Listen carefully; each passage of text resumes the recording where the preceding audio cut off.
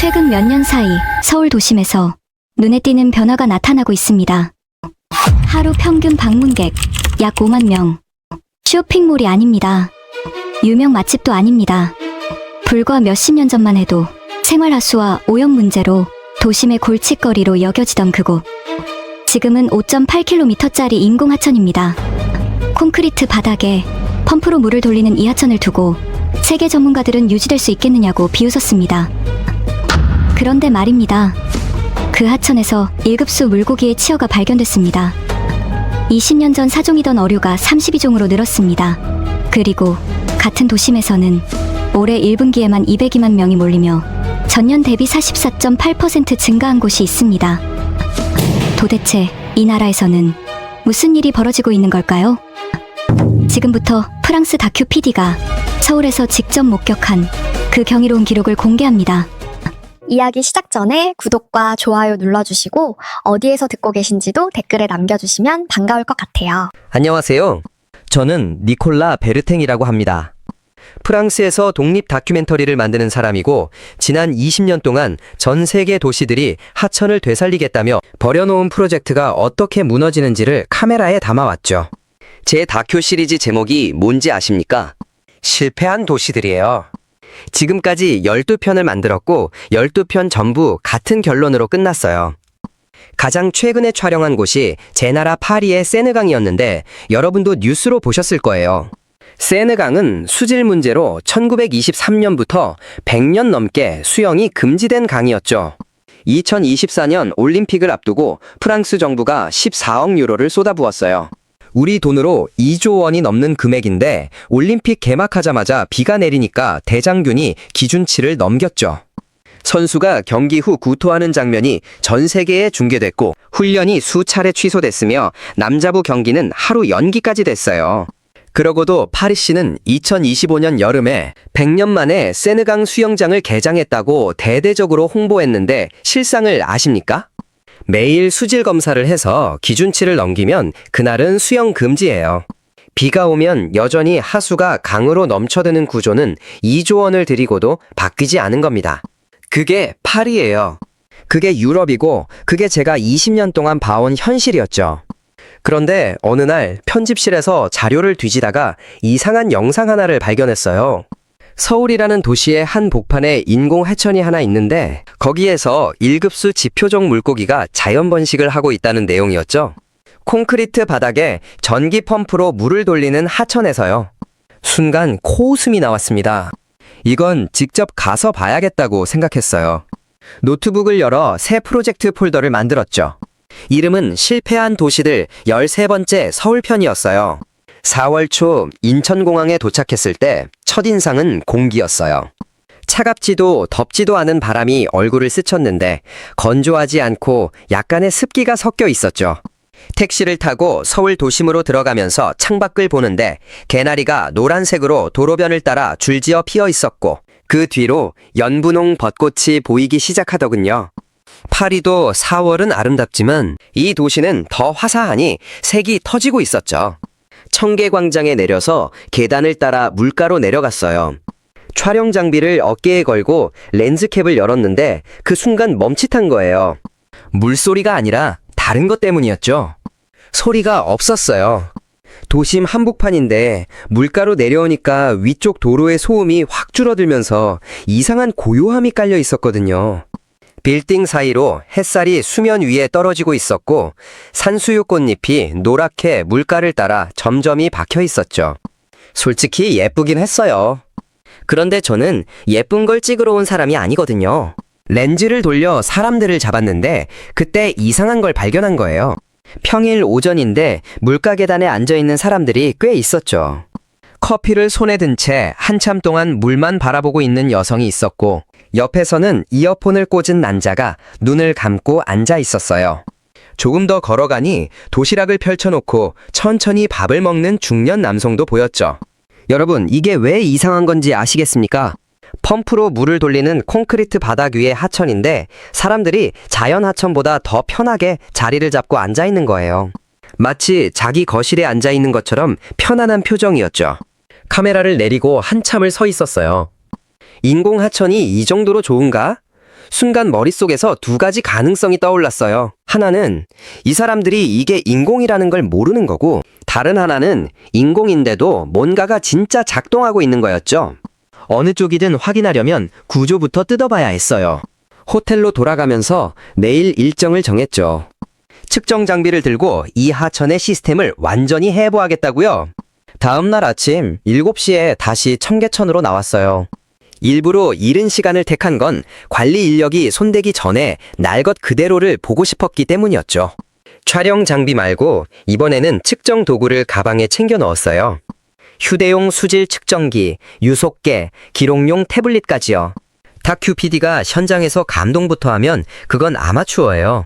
저는 숫자부터 봅니다.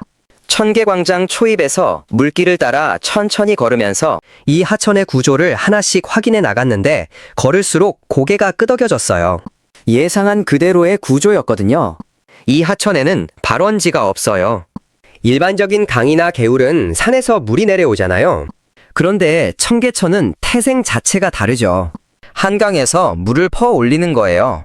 자양 취수장이라는 곳에서 한강 원수를 뽑아낸 다음 정수 처리를 거쳐서 지하 송수관을 통해 이 광장 쪽으로 보내는 구조인데, 하루 공급량이 평시에 4만 톤이고 최대로 올리면 12만 톤까지 가죠. 여기에 지하철 건설 과정에서 나오는 지하수까지 합쳐서 물을 유지하고 있었어요. 바닥을 들여다봤더니 역시나 콘크리트였고 물이 흐르는 속도는 초속 0.25m로 설계값에 맞춰 인위적으로 조절되고 있었죠. 자연 하천이었으면 비가 오면 불어나고 가물면 말라야 정상인데 이 물은 365일 같은 속도로 흘러요. 그게 가능한 이유가 뭐겠습니까? 전기 펌프가 쉬지 않고 돌아가고 있기 때문이에요. 운영 데이터를 뒤져봤더니 더 확실해졌어요. 이 시스템을 유지하는 데 들어가는 연간 전기료만 8억 원이 넘더군요. 일반 가정 2천 가구가 1년 동안 쓰는 전력량이에요. 수질 관리 전담 인력이 상시 배치돼 있었고 연간 유지 비용도 수십억 원 단위였죠. 태블릿을 정리하면서 속으로 생각했어요. 이건 하천이 아니라 기계장치라고요. 전원 버튼이 있는 강이에요. 누가 그 버튼을 끄면 이 물은 멈추는 거죠.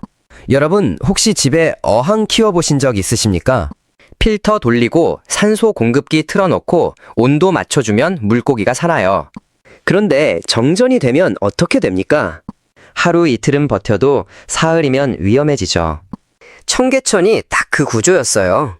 규모만 도시 스케일로 키운 초대형 어항이었던 거예요. 세느강 정화에 2조 원을 쓰고도 비 한 번에 무너진 걸 촬영했던 제 입장에서는 이 구조가 너무나 익숙했죠. 결론이 보이기 시작했어요. 오래 걸리지 않겠다 싶었죠. 그래서 이번에는 물가로 내려가서 수질을 직접 재봤어요. 형식적인 절차였어요. 결과는 뻔하다고 생각했으니까요. 측정기를 물에 담그고 수치가 뜨기를 기다렸는데 화면에 나온 숫자를 보고 잠깐 멈칫했어요. 나쁘지 않았거든요. 상류 구간 기준으로 1B 등급 이상이 나왔는데 이건 한강에서 정수 처리를 거쳐 보내는 물이니까 상류가 깨끗한 건 당연한 거라고 스스로를 납득시켰죠. 중하류로 가면 틀림없이 수치가 나빠질 거라고요. 측정기를 가방에 넣고 일어서려는데 물가에서 뭔가가 번쩍였어요. 햇빛에 비늘이 반사된 거였죠. 물고기 한 마리가 얕은 물에서 유영하고 있었는데 크기가 제법 됐어요. 콘크리트 바닥 인공하천에 저 정도 크기의 물고기가 있다는 건 방류한 지 꽤 시간이 지났거나 아니면 자체적으로 먹이를 찾아 생존하고 있다는 뜻이었죠. 물론 이 시점에서 제 판단은 전자였어요. 관리 차원에서 물고기를 넣어놓은 거라고요. 유럽에서도 도심 인공 연못에 잉어를 풀어놓는 건 흔한 일이거든요. 문제는 그 물고기들이 자력으로 번식하느냐인데 인공 시스템에서 그런 사례는 제가 아는 한 매우 드문 일이었습니다. 태블릿을 열어서 촬영 계획을 정리했어요. 첫 번째 시퀀스는 펌프 시스템 클로즈업으로 시작하고 두 번째에서 전력 소비량 자막을 깔고 세 번째에서 콘크리트 바닥을 보여주면서 마무리하는 구성이었죠. 내레이션 초안까지 머릿속에 떠올랐어요. 서울은 5.8km짜리 초대형 어항을 만들어 놓고 이것을 생태하천이라고 부르고 있다. 꽤 괜찮은 오프닝이라고 생각했어요. 그런데 한 가지가 계속 걸렸어요. 어제 봤던 그 장면이요. 평일 오전에 물가에 앉아서 한참 동안 떠나지 않던 사람들이요. 인공 하천에서 사람들이 왜 저렇게 오래 머무는 걸까? 파리의 세느강변에도 사람들이 앉아있긴 하지만 그건 강이 자연 하천이니까 당연한 거잖아요. 여기는 펌프로 돌아가는 인공수로인데 사람들의 표정이 자연 하천 옆에 있을 때랑 똑같았어요. 그 괴리감이 머릿속에서 자꾸 맴돌았죠.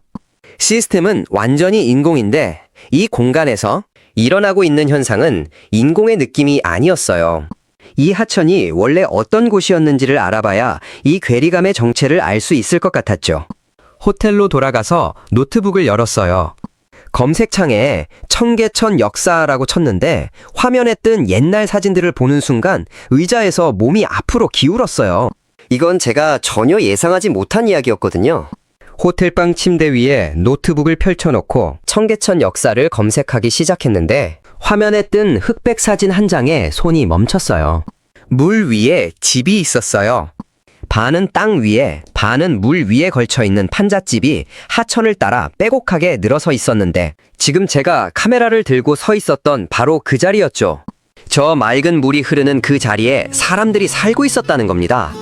이 하천의 원래 이름은 개천이었어요. 600년 전 조선시대부터 서울 한복판을 흐르던 물길이었는데 조선시대에는 북촌과 남촌을 가르는 경계선이었고 일제강점기에는 조선인 거리와 일본인 거리를 나누는 차별의 선이 됐죠. 하천 하나가 지배자와 피지배자로 갈라놓은 거예요. 그리고 1950년 전쟁이 터졌어요. 서울이 완전히 파괴됐죠. 전쟁이 끝나고 살 곳을 잃은 비난민들이 서울로 몰려들었는데 그 사람들이 정착한 곳이 바로 이 하천변이었어요. 갈 곳이 없으니까 물가에 판자를 세우고 지붕을 올리고 그 안에서 먹고 자고 아이를 키운 거죠. 여러분, 두서너 평짜리 공간을 떠올려 보십시오. 그 안에서 온 가족이 먹고 자고 씻고 빨래하고 심지어 일까지 했어요. 변소가 따로 없는 집도 있었고 여러 세대가 공동 변소 하나를 나눠 쓰는 것도 있었죠. 상하수도 시설이라는 게 아예 없었으니까 생활하수가 그대로 하천으로 쏟아졌어요. 여름이 되면 냄새가 도심 전체를 뒤덮었고 장마가 지면 누런 흙탕물이 허리까지 차올랐죠. 겨울에는 물이 줄어들면서 돌다리 사이가 벌어졌는데 아이들이 건너다가 발이 빠져 울기도 했다고 해요. 살얼음이 얼면 그 위에서 얼음지치기를 하면서 놀기도 했고요. 그게 1950년대 청계천의 일상이었어요. 1960년대에 들어서면서 상황이 더 심해졌어요. 산업화가 시작되면서 농촌에서 매년 50만에서 70만 명의 사람들이 서울로 밀려들었는데 이 사람들도 결국 판자촌으로 향할 수밖에 없었거든요. 판자와 블럭으로 벽을 세우고 초가나 루핑으로 지붕을 올린 집들이 하천변을 따라 끝없이 이어졌죠. 거기에 이발소가 생기고 연탄 가게가 들어서고 우동 파는 가게도 생겼어요. 포장마차도 있었며 사람들이 사는 곳이니까 살아가는 데 필요한 것들이 하나 둘 모여든 거예요. 성인만 일한 게 아니라 아이들도 일했고 더 큰 아이가 더 어린 아이를 돌봐주는 게 당연한 시대였죠. 물질적으로는 가난했지만 그 판잣집 안에 꿈이 없었던 건 아니에요. 하루 종일 일하고 돌아온 아버지가 있었고 좁은 부엌에서 밥을 짓던 어머니가 있었죠. 학교에서 돌아온 아이가 마루에 엎드려 연필 하나 들고 공부하는 모습도 있었어요. 가난을 벗어나야겠다는 다짐이 그 좁은 방 안에서 매일 밤 반복됐을 거예요. 그 다짐이 있었기 때문에 이 나라가 지금의 대한민국이 된 거 아니겠습니까? 그런데 서울시 입장에서는 이 하천을 그대로 둘 수가 없었어요. 여름마다 범람해서 오물이 도심으로 퍼져나가고 악취가 진동하니까 가장 손쉬운 해결책을 선택한 거죠. 덮어버리는 겁니다. 1958년부터 시작해서 1977년까지 청계천 전 구간을 콘크리트로 완전히 복개했어요. 하천이 사라진 거예요. 그 위에 아스팔트 도로가 깔렸고 1969년부터 고가도로를 올리기 시작해서 1970년대 후반에 5.8km 전 구간이 완성됐죠. 물이 흐르던 자리 위를 하루에도 수십만 대의 차가 손살같이 달렸어요. 판잣집에 살던 사람들은 봉천동, 신림동, 상계동 같은 서울 외곽으로 밀려났고 그곳에서 또 다른 판자촌을 이루면서 달동네라는 이름이 생겨났죠. 청계천변 복개공사와 세운상가 건립을 밀려난 이주민이 2만 가구가 넘었고 10만 명이 넘는 사람들이 보내진 곳이 경기도 광주였어요. 일자리도 기반시설도 없는 허허벌판에 내몰린 주민들이 결국 1971년 광주 대단지 사건을 일으키게 되죠. 콘크리트로 덮인 청계천은 그 아래에서 계속 썩어가고 있었어요. 가스가 차올랐고 언제 폭발할지 모르는 상황이 됐죠. 서울시가 곳곳에 환기구멍을 뚫어 가스를 내보냈지만 임시방편에 불과했어요. 2001년 즈음에는 미군 측에서 자국 군인들에게 청계고가를 지나지 말라는 경고를 내렸다고 해요. 그 정도로 위험한 구조물이었던 거예요. 40년 동안 서울 시민들은 그 위를 매일 걸었고 매일 차를 몰았어요.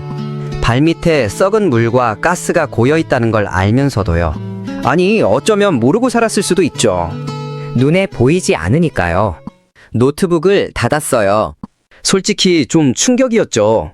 제가 어제 카메라를 들고 서 있던 그 맑은 물가가 70년 전에는 오물이 흘렀던 슬럼이었고 50년 전에는 콘크리트로 덮여 가스가 차오르던 폭발 위험 구조물이었다는 거니까요. 그리고 2003년에 그걸 다시 뜯어냈다는 건데 도대체 어떤 과정을 거쳐서 그 일이 가능했던 건지 궁금해지기 시작했어요.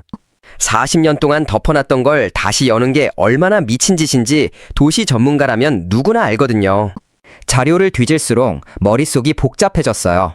이 하천이 품고 있는 시간의 무게가 제가 예상했던 것보다 훨씬 무거웠거든요. 그런데 진짜 놀라운 건 그 다음이었어요. 이 나라 사람들이 40년 동안 덮어놨던 그 콘크리트 뚜껑을 다시 열어버렸다는 거예요. 2003년 7월이었어요. 서울시가 청계천 복개 구간 5.84km를 전부 뜯어내고 하천을 되살리겠다고 선언했죠. 여러분, 이게 어떤 규모의 일인지 감이 오십니까? 도심 한복판을 관통하는 고가도로를 통째로 철거하고 그 밑에 40년 동안 묻혀있던 하천을 다시 꺼내겠다는 건데 그 도로 위를 하루에 16만 대가 넘는 차량이 달리고 있었어요. 주변에는 6만 5천 명이 넘는 상인들이 생계를 이어가고 있었고요. 총 사업비가 3,867억 원이었고 투입된 인원이 수십만 명이었죠. 반대가 터져 나왔어요. 사방에서요. 경찰은 교통이 마비된다고 했고 중앙정부는 사전 협의가 없었다며 착공 자체를 반대했죠. 경실련 같은 시민단체는 시민 불편을 이유로 일정을 늦추라고 요구했어요. 청계천 상권 수호 대책위원회와 의류상가 대책위원회가 보건사업 전면 반대를 선언했고 전국 노점상 연합회는 생존권 투쟁을 외치며 거리로 나섰죠. IMF 때보다 장사가 안 되는 판에 공사까지 시작하면 완전히 끝이라는 게 상인들의 입장이었어요. 포장마차에서 쓰는 가스통을 붙잡고 터뜨리겠다며 저항하는 사람도 있었다고 하더군요. 한 사람 한 사람이 가장이었고 그 포장마차 하나가 한 가족의 생계 전부였으니까요. 여당 국회의원들이 몰려와서 시장실에서 물러나라고 압박했어요. 며칠 연속으로 계속 몰려왔어요. 공사 현장에서는 콘크리트를 걷어대는 과정에서 조선시대 문화재가 출토됐는데 제대로 발굴 조사를 하려면 공기가 몇 배로 늘어나는 상황이었죠. 문화재 전문가들은 충분한 조사 없이 공사를 강행하면 역사 유적이 훼손된다고 경고했어요. 시민위원회 위원들이 이 과정에 반발하면서 성명서를 내고 사퇴하는 일도 벌어졌죠. 그런데 이 사람들이 포기를 안 했어요. 여러분, 이 부분이 제가 가장 이해하기 어려웠던 대목이에요. 유럽에서는 이 정도 반대가 나오면 프로젝트가 수정되거나 연기되거나 아예 취소되는 게 보통이거든요. 합의를 끌어내는 데만 5년, 10년이 걸리는 게 유럽식이에요. 그런데 한국은 달랐어요. 상인들을 한 명 한 명 찾아갔다고 해요. 상인 면담 횟수가 수천 회에 달했다고 하죠.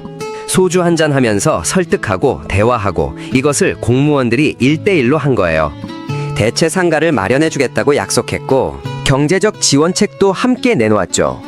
고가도로를 철거하면서 기존 교통구조를 그대로 유지할 수 없게 됐고 결국 서울시는 대중교통 중심으로 도시의 흐름을 다시 설계하는 쪽을 택했어요. 중앙버스 전용 차로를 확대하고 환승 시스템을 도입하면서 하천 복원과 교통체계 개편이 동시에 진행된 거죠. 셔틀버스도 1년 동안 무료로 운행했고요.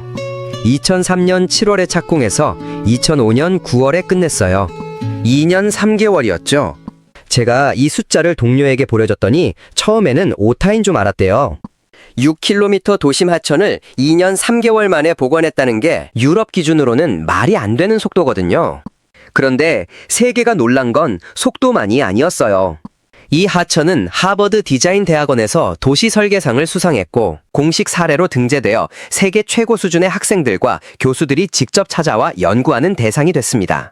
태블릿을 닫고 창밖을 봤어요.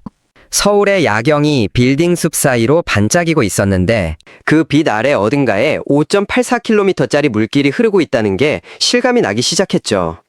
이 사람들은 전쟁 폐허에서 판자촌을 세웠고 그 판자촌 위에 콘크리트를 덮었고 그 콘크리트 위에 고가도로를 올렸고 그리고 그걸 전부 다시 뜯어냈어요. 4번의 변화를 한 세기 안에 해치운 거예요. 내일은 그 물길이 지금 실제로 어떤 상태인지 숫자로 확인해 볼 생각이었어요. 아직까지는 인공어항이라는 제 판단이 바뀌지 않았거든요. 그런데 솔직히 말하면 그 확신이 어제보다는 좀 흔들리고 있었죠. 오전 내내 태블릿 앞에 앉아 있었어요. 청계천 수질 데이터를 정리하다가 한 가지가 궁금해져서 비교 자료를 하나 더 꺼냈거든요. 제 나라 세느강이었죠. 다큐 PD라는 게 이럴 때 편해요. 파리 올림픽 취재하면서 모아둔 세느강 수질 데이터가 아직 노트북에 남아 있었거든요. 2024년 6월 기준 세느강 알렉상드르 다리 인근에서 측정된 대장균 수치가 100ml당 약 3000 CFU였어요. CFU라는 건 세균 덩어리가 몇 개 만들어지느냐를 재는 단위인데 쉽게 말하면 종이컵 반잔 분량의 물에서 세균 덩어리가 3000개 검출됐다는 뜻이에요. 세계수영연맹 허용 기준이 1000 CFU인데 그 3배를 넘긴 거고 비가 온 다음 날에는 최대 12배까지 치솟았었죠. 그래서 올림픽 수영 훈련이 취소되고 선수들이 구토한 거예요. 그런데 같은 시기 서울 한강에서 측정된 수치가 얼마였는지 아십니까? 31 CFU였어요. 세느강의 100분의 1이었죠. 100배예요. 제 나라를 대표하는 강이 한국의 도심 하천에 물을 대주는 그 강보다 100배 더러웠다는 겁니다. 2조 원을 쏟아붓고도요. 그리고 2024년 한강 용존 산소량은 평균 10.4mg이었는데 이건 하천 수질 기준에서 가장 높은 등급인 매우 좋음에 해당하는 수치였어요. 한강 수질이 3년 연속으로 개선되고 있다는 보고서도 확인했죠. 여러분, 여기서 중요한 게 뭐냐면요. 청계천에 공급되는 물의 원수가 바로 이 한강물이라는 거예요. 자양 취수장에서 퍼오르린 한강 원수를 정수 처리해서 보내는 건데 그 원수 자체가 세느강보다 100배 깨끗한 거예요. 프랑스 사람인 제가 이 숫자를 보면서 어떤 기분이었겠습니까? 파리는 2조 원을 쓰고도 비 오는 날 수영을 못하는데 서울은 그 돈의 일부로 도심 한복판에 5.8km짜리 물길을 만들어서 365일 흘리고 있었던 거예요. 숫자는 여기서 끝이 아니었어요. 2025년에 국립중앙과학관과 서울시설공단이 공동으로 실시한 담수어류 학술조사 결과를 열어봤는데 복원 전 이 하천에 살던 어류가 4종이었거든요. 20년이 지난 지금은 32종이에요. 8배로 늘었죠. 총 6,700여 개체가 확인됐고 한국에서만 사는 고유종도 6종이 발견됐어요. 이건 제가 며칠 전 전원 버튼이 있는 강이라고 비웃었던 바로 그 하천의 현재 상태예요. 더 놀라운 건 이 물고기들이 제멋대로 자리를 잡았다는 거예요. 상류에서는 유속이 빠르고 산소가 풍부한 환경을 좋아하는 버들치와 참갈견이가 주로 관찰되었고 중류에서는 완만한 흐름에 적응한 어종들도 함께 확인됐습니다. 하류 쪽에는 환경에 비교적 잘 적응하는 어종들도 관찰됐는데 대륙송살이나 납치리 같은 물고기들이 보이기도 했어요. 누가 배치한 게 아니에요. 물고기들이 구간별로 자기한테 맞는 환경을 찾아서 분포한 거죠. 인공 시스템 안에서 자연 생태계의 구조가 저절로 만들어지고 있었다는 겁니다. 전 세계 도심 인공 하천 중에서 이런 수준의 생태 분화가 확인된 사례가 있는지 제가 아는 한 매우 드문 일이었습니다. 그때였습니다. 물 위에 서 있던 외가리 한 마리가 갑자기 고개를 꽂더니 물고기를 낚아채 올라왔어요. 저는 그 자리에서 잠깐 멈춰섰어요. 외가리는 관리해서 부를 수 있는 존재가 아니거든요. 그 새가 이곳에 왔다는 건 이 하천에 먹이가 있다는 의미일 수도 있었고, 그 먹이가 계속 유지되고 있다는 신호일 수도 있었죠. 그런데 그게 끝이 아니었어요. 조금 더 아래로 내려가자 물가에 앉아있는 오리 한 쌍이 보였어요. 그들은 도망가지도 않았고 이곳을 떠날 생각도 없어 보였죠. 그 순간 제 생각이 조금 흔들리기 시작했어요. 외가리는 이곳에 먹이가 있다는 장면처럼 보였지만 오리는 달랐습니다. 그건 이곳이 단순한 물길이 아니라 정말이지 무언가가 자리 잡고 있는 공간일지도 모른다는 생각이 들었어요. 그리고 놀랍게도 이 변화는 물속에서만 끝나지 않았어요. 복원 이후 주변부 대비 3도 이상 낮아졌다는 데이터가 있었거든요. 5.8km짜리 물길이 도심 한복판을 관통하면서 수면 위로 냉기가 생기고 그 냉기가 이동하면서 빌딩 숲 사이에 바람이 통하는 길이 만들어진 거예요. 콘크리트와 아스팔트에 갇혀있던 서울 도심에 숨구멍이 하나 뚫린 거죠. 에어컨 없이요. 전기 펌프로 물을 올려보내는 데는 전기가 들지만 그 물이 만들어낸 바람길은 전기 없이 작동하고 있었어요. 태블릿을 덮고 창밖을 봤어요. 제가 20년 동안 다큐를 만들면서 지켜왔던 원칙이 하나 있었거든요. 인공은 자연을 대체할 수 없다는 거예요. 세느강에서도 확인했고 밀라노에서도 런던에서도 확인했던 그 원칙이 서울에서는 적용이 안 되고 있었어요. 인공 시스템 위에서 자연이 스스로 자라고 있었고 도시의 온도까지 바꾸고 있었죠. 숫자가 저한테 말을 걸어온 거예요. 니콜라, 네가 틀렸다고요? 그런데 아직 한 가지가 남아 있었어요. 숫자로는 설명이 되는데 제 눈으로 직접 확인하지 못한 게 있었거든요.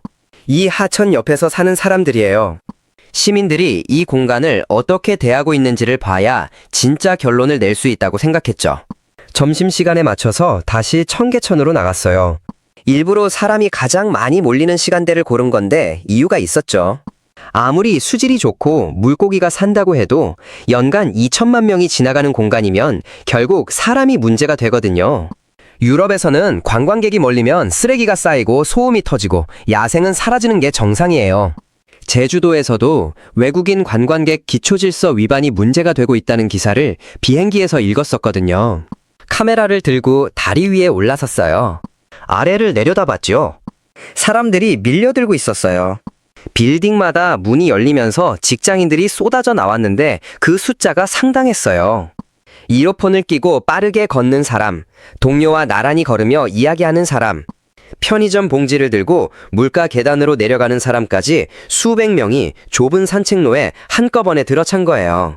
파리의 세느강변이 점심시간에 이 정도로 붐비면 피크닉 쓰레기가 잔디밭을 뒤덮고 와인병이 굴러다니는 게 보통이거든요. 그래서 저는 쓰레기를 찾고 있었어요. 렌즈를 물가 쪽으로 돌렸는데 없었어요. 한 바퀴를 더 걸었는데도 없었죠. 물가 계단에 앉아서 김밥을 먹고 있던 직장인 2명이 있었는데 다 먹고 나서 비닐을 접어서 가방에 넣는 걸 봤어요. 쓰레기통이 안 보이니 그냥 자기 가방에 넣더군요. 그 옆에서 커피를 마시던 여성도 다 마신 컵을 그 자리에 두지 않고 들고 일어섰죠. 아무도 시키지 않았어요. 안내 방송이 나오는 것도 아니고 감시 카메라가 눈에 띄게 달려있는 것도 아닌데 사람들이 스스로 치우고 있었어요. 징검다리 쪽으로 걸어갔는데 외국인 관광객들이 돌 위에서 사진을 찍고 있었어요. 한 무리가 꽤 오래 자리를 차지하고 있었는데 뒤에서 기다리는 한국인 가족이 보였죠. 아이가 빨리 건너고 싶어서 안달이 났는데 어머니가 아이 어깨를 잡고 가만히 기다리고 있었어요. 재촉하지 않았죠. 외국인들이 사진을 다 찍고 비켜나자 아이가 신나서 뛰어갔는데 어머니가 뒤에서 살짝 웃으면서 따라갔어요. 유럽이었으면 어땠을까요? 솔직히 말하면 뒤에서 기다리다가 짜증을 내거나 옆으로 밀치고 지나가는 경우를 더 많이 봤어요. 작은 장면이었지만 저한테는 꽤 인상적이었죠. 그때 징검다리 끝에서 셀카를 찍고 있는 젊은 외국인 여성이 있었는데 혼자 여행 중인 것 같았어요. 어디서 왔느냐고 물었더니 프랑스에서 왔다고 하더군요. 같은 프랑스 사람이라 반가워서 몇 마디 나눴는데 청계천이 어떠냐고 물었더니 눈을 반짝이면서 말했어요. 빌딩 사이에 이런 곳이 있다는 게 믿기지 않아요. 물소리가 바로 옆에서 들리고 바람도 시원해서 1시간째 앉아있는데 전혀 지루하지 않아요. 내일도 올 거예요. 그런데 진짜 제가 멈춘 건 그 다음이었어요. 물가 쪽에서 책을 읽고 있는 사람들이 있었거든요. 처음에는 한두 명인 줄 알았는데 걸어가면서 보니까 꽤 여러 명이었어요. 계단에 앉아서 책을 펴고 있는 중년 남성, 물소리를 배경으로 태블릿에 뭔가를 쓰고 있는 젊은 여성, 벤치에 기대 앉아 눈을 감고 있는 어르신까지요. 나중에 안 사실인데 서울시가 청계천과 광화문 일대에서 야외 도서관을 운영하고 있었더군요. 누구나 자유롭게 책을 빌려 읽을 수 있고 전부 무료였어요. 개장 이후 누적 방문객이 800만 명을 넘었고 서울 시민이 뽑은 최고의 정책 1위에 2년 연속 선정될 만큼 사랑받고 있었죠. 카메라를 어깨에서 내려놓고 저도 물가 계단에 앉았어요. 태블릿도 꺼내지 않았죠. 그냥 앉아서 사람들을 봤어요. 출근길에 급하게 내려왔다가 5분만 앉아있다 올라가는 사람도 있었고, 점심 도시락을 다 먹고 나서 물을 바라보며 한참 동안 멍하니 앉아있는 사람도 있었죠. 퇴근길인지 넥타이를 풀어헤친 채 맥주 한 캔을 들고 물가를 걷는 남자도 보였어요. 다 마신 캔을 주머니에 넣고 가더군요. 이 사람들은 이 공간을 공원이나 관광지로 대하는 게 아니었어요. 자기 집 거실처럼 쓰고 있었죠. 편안하지만 동시에 조심스러웠어요. 소파에 누워있는 것처럼 자연스러우면서도 누가 가르쳐주지 않았는데 물가 경계는 침범하지 않고 큰 소리를 내지 않고 쓰레기를 남기지 않았어요. 규칙이 없는데 질서가 있었던 거예요. 안내판에 적힌 규칙이 아니라 몸에 배인 습관이었죠. 저는 20년 동안 도시재생 현장을 다녔는데 복원된 공간이 성공하느냐 실패하느냐를 가르는 건 기술이 아니라 그 공간을 쓰는 사람들의 태도라는 걸 경험적으로 알고 있거든요. 세느강변에 아무리 예쁜 보행로를 깔아놔도 시민들이 쓰레기를 버리면 3년 안에 망가져요. 그런데 여기는 20년이 지났는데 망가지지 않았어요. 물이 흐르고 물고기가 살고 사람이 몰리는데도 공간이 유지되고 있었죠. 기술이 이 하천을 만들었지만 이 하천을 20년 동안 지켜온 건 기술이 아니었어요. 그때 하나의 질문이 떠올랐어요. 이 사람들은 대체 어디서 이런 태도를 배운 걸까? 하천을 복원한 건 공학의 영역이고 수질을 유지하는 건 관리의 영역인데 시민들이 자발적으로 공간을 지키는 이 태도는 도대체 어느 영역에서 온 거냐는 질문이었죠. 호텔로 돌아가서 뉴스를 보다가 흥미로운 기사를 하나 발견했어요. 며칠 전 프랑스 대통령 부인 브리지트 마크롱이 서울에서 국립중앙박물관을 방문했다는 내용이었는데 세계 3위 규모의 박물관이 무료라는 대목에서 눈이 멈췄어요. 이 도시 사람들의 태도가 어디서 왔는지 그 답이 혹시 거기에 있지 않을까 하는 생각이 들었죠. 택시를 타고 용산 쪽으로 향했어요. 국립중앙박물관이었죠. 제 나라 대통령 부인이 감탄한 곳이라면 다큐 PD로서 안 가볼 수가 없잖아요. 그런데 솔직히 말하면 기대보다는 호기심이 앞섰어요. 유럽 사람에게 박물관이라는 건 루브르고 대형 박물관이거든요. 아시아의 박물관이 거기에 비할 수 있겠느냐는 선입견이 분명히 있었죠. 도착해서 입구 앞에 섰는데 규모부터 예상 밖이었어요. 건물이 거대했거든요. 2025년 기준 연간 관람객 650만 명으로 세계 3위를 기록한 박물관이 입장료를 안 받고 있었죠. 아트 뉴스페이퍼가 발표한 순위에서 루브르, 바티칸 다음이 이 박물관이었는데 루브르 입장료가 30유로이고 바티칸이 20유로예요. 그 돈을 받고도 세계 1위, 2위인 곳들이 있는데 3위인 이곳은 공짜였어요. 이 나라 사람들은 세계 수준의 문화유산을 자국민에게도 외국인에게도 무료로 보여주고 있었던 거죠. 2층으로 올라가니 사유의 방이라는 곳이 있었어요. 들어가기 전에 긴 복도를 지나야 했는데 어둡고 고요했죠. 걸음이 저절로 느려졌어요. 바닥이 미세하게 기울어져 있어서 몸이 자연스럽게 앞으로 당겨지는 느낌이었거든요. 나중에 알았는데 이 기울기가 약 1도였다고 하더군요. 의도된 설계였어요. 관람객이 무의식적으로 천천히 걸으면서 마음의 준비를 하도록 만든 거죠. 천장에는 2만여 개의 알루미늄 봉이 달려 있었는데 길이가 제각각이어서 마치 밤하늘에 별이 펼쳐진 것 같았어요. 그 복도를 빠져나오면 넓은 공간에 딱 2점의 유물만 놓여 있었죠. 439제곱미터짜리 방에 2점이에요. 루브르의 모나리자가 좁은 유리 안에 갇혀서 수백 명의 관광객에게 둘러싸여 있는 걸 생각하면 이건 완전히 다른 철학이었어요. 반가사유상이라는 불상이었는데 1400년 된 금동상이 유리 케이스도 없이 그냥 놓여 있었죠. 손을 뻗으면 닿을 거리예요. 이 나라는 국보를 유리 뒤에 숨기지 않고 사람들 앞에 내놓은 거예요. 그 신뢰가 저한테는 충격이었어요. 전시실에 설명문이 거의 없었어요. 보통 박물관은 유물 옆에 빼곡하게 설명을 붙여놓잖아요. 여기는 일부러 뺀 거였죠. 어떤 언어로 읽든 같은 감정을 느끼겠다는 설계였어요. 프랑스인인 저도 한국어를 한 글자도 몰라도 이 공간에서 뭔가를 느낄 수 있었거든요. 깊은 생각에 잠긴 그 불상의 표정을 바라보면서 한참을 서 있었는데 제 나라에 로댕이 만든 생각하는 사람이 떠올랐어요. 그런데 차원이 달랐어요. 로댕의 조각은 고뇌의 무게를 보여주지만 이 반가사유상은 고뇌를 지나간 뒤의 미소를 보여주고 있었거든요. 1400년 전에 이런 표정을 금속에 새겨넣은 사람들이 있었다는 게 믿기지 않았어요. 사유의 방을 나와서 다른 전시실로 이동했는데 거기서 제 다리가 멈춘 거예요. 외교장각 의궤실이었죠. 조선시대 왕실의 의례를 그림과 글로 기록한 책들이 전시되어 있었는데 입구에 손상된 거표지 이미지가 배치되어 있었어요. 안내문을 읽는 순간 심장이 내려앉았어요. 1866년 프랑스 군대가 강화도를 침략했을 때 이 기록물들을 가져갔다고 적혀 있었거든요. 제 나라 군대가요. 160년 전에요. 여러분, 제가 지금 어떤 기분이었겠습니까? 프랑스인 다큐 PD가 한국의 박물관에 와서 자기 나라가 약탈해간 유물을 마주한 거예요. 그 유물들이 오랜 협상 끝에 2011년에 297책이 한국으로 돌아왔다는 것도 읽었죠. 145년이 걸린 거예요. 그리고 불과 며칠 전 제 나라 대통령 부인이 바로 이 자리에 서서 감탄했다고 했어요. 전시실을 나와서 복도에 한참 서 있었어요.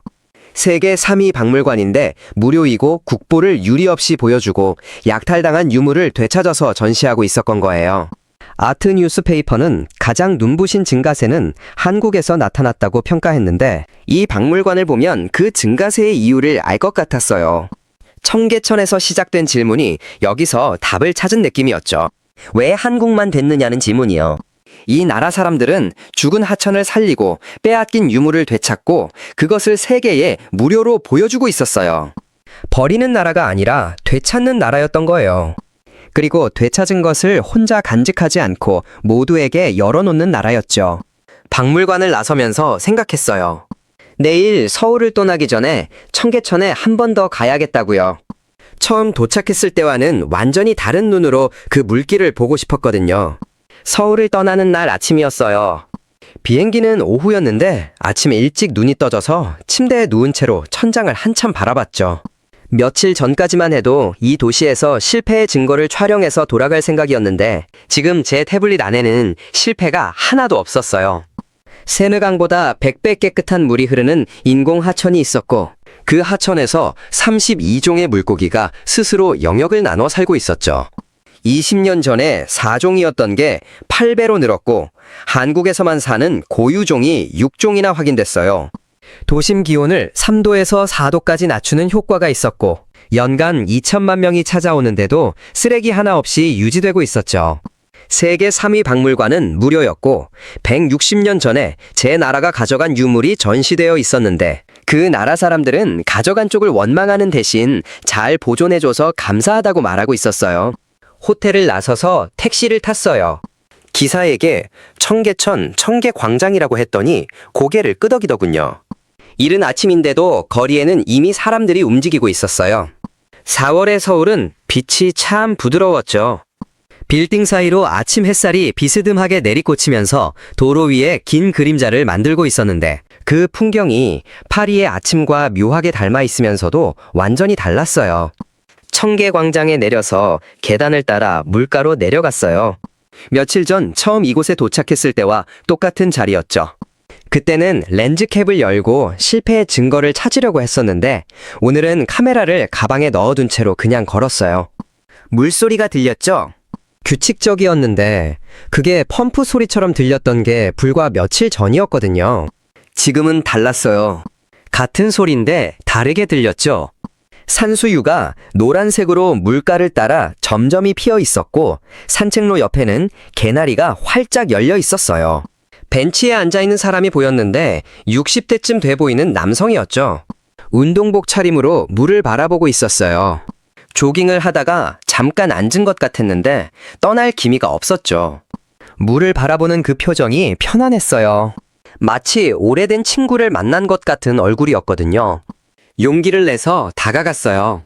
영어가 통할지 몰랐지만 그냥 앉아도 되겠느냐고 물었더니 손짓으로 옆자리를 가리키셨죠. 나란히 앉아서 한참 동안 물을 봤어요. 그분이 먼저 말을 걸어오셨는데 한국어였고 저는 한마디도 못 알아들었어요. 그런데 표정으로 짐작할 수 있었죠. 여기 좋지 않느냐는 뜻인 것 같았어요. 고개를 끄덕였더니 웃으셨어요. 주름 사이로 번지는 그 웃음이 따뜻했는데 그 순간 이상하게 목이 메어왔어요. 이분이 젊었을 때 이 자리가 어떤 곳이었는지 저는 알고 있었거든요. 판자촌이었어요. 악취가 나고 오물이 흘렀고 장마가 지면 허리까지 물이 찼던 곳이었죠. 그 위에 콘크리트를 덮었고 고가도로를 올렸고 가스가 차서 폭발 위험까지 있었던 곳이에요. 그리고 그걸 다시 뜯어내서 물을 흘리기까지 경찰이 반대하고 국회의원이 몰려오고 상인들이 가스통을 붙잡고 저항했죠.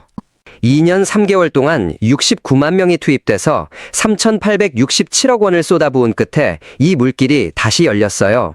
그리고 20년이 지난 지금 이분이 아침마다 여기 앉아서 물을 바라보고 있는 거예요. 일어서면서 가볍게 목례를 했어요. 그분도 고개를 숙여 인사해 주셨죠. 물가를 따라 천천히 걸었어요. 평소보다 훨씬 느리게요.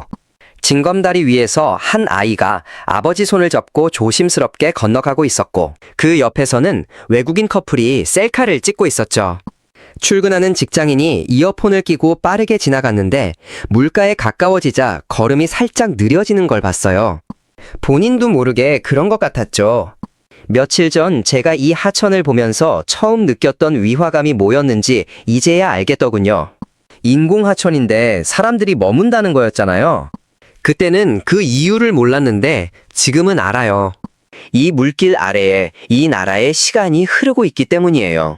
전쟁의 폐허가 있고 판자촌에 가난이 있고 새벽 4시에 일어나 공장으로 갔던 사람들의 땀이 있고 중동 사막에서 손이 갈라지도록 일했던 세대의 기억이 있죠. 그 위에 콘크리트를 덮었다가 다시 뜯어내면서 싸우고 설득하고 포기하지 않았던 2년 3개월의 시간이 있어요. 그리고 지금 그 물 위로 아침 햇살이 내리고 있는 거예요. 이 나라는 버리는 나라가 아니었어요. 죽은 하천을 다시 살렸고 빼앗긴 유물을 되찾았고 그것을 세계에 무료로 열어놓았죠. 청계천을 만든 건 기술이었지만 청계천을 20년 동안 지켜온 건 쓰레기를 가방에 넣는 직장인이었고 징검다리에서 차례를 기다리는 어머니, 그 신뢰였어요. 그리고 아침마다 이 물가에 앉아서 물을 바라보는 저 어르신이었죠. 호텔로 돌아와서 노트북을 열었어요. 프로젝트 폴더 이름이 화면에 떠 있었죠. 실패한 도시들 13번째 서울편. 그 이름을 지웠어요. 그리고 새로 입력했죠. 회색 도시에 심장을 심은 사람들. 20년 동안 다큐를 만들면서 프로젝트 제목을 바꾼 건 이번이 처음이었어요. 여러분, 저는 깨달았어요. 프랑스 사람인 제가 한국에 와서 실패를 찾으려고 했는데 결국 찾은 건 제 자신의 오만이었다는 거예요. 20년 동안 인공은 반드시 실패한다고 믿어왔는데 서울은 그 믿음을 완전히 뒤집어 놨어요. 인공이 생명을 낳을 수 없다는 건 제 확신이었지 진실이 아니었더군요. 그리고 저는 오늘 이 도시를 다시 보게 됐습니다. 청계천뿐만이 아니었어요. 이 나라에는 과거를 지우지 않고 쌓아 올린 공간들이 곳곳에 남아 있었거든요. 그 대표적인 곳이 바로 국립중앙박물관이었습니다. 수천 년의 시간을 한 공간에 담아놓고 그걸 지금의 삶과 자연스럽게 이어내고 있었죠. 그것도 무료로요. 여러분께 마지막으로 하나만 더 이야기할게요. 여러분이 매일 지나치는 그 거리, 그 하천, 그 공원, 그리고 그 박물관까지 그 모든 것이 누군가 포기하지 않았기 때문에 지금 그 모습으로 남아있다고 생각하신다면 오늘 한 번쯤 다시 봐주시겠어요? 당연한 풍경도, 당연한 일상도 없었습니다. 그 모든 것은 누군가 포기하지 않았기 때문에 지켜낼 수 있었던 것이었습니다. 오늘도 청계천에는 물이 흐르고 있을 겁니다. 그리고 그 물가에도 박물관에도 여전히 누군가가 서 있겠죠. 아무렇지 않게 그 시간을 바라보면서요. 지금까지 시청해주셔서 감사합니다.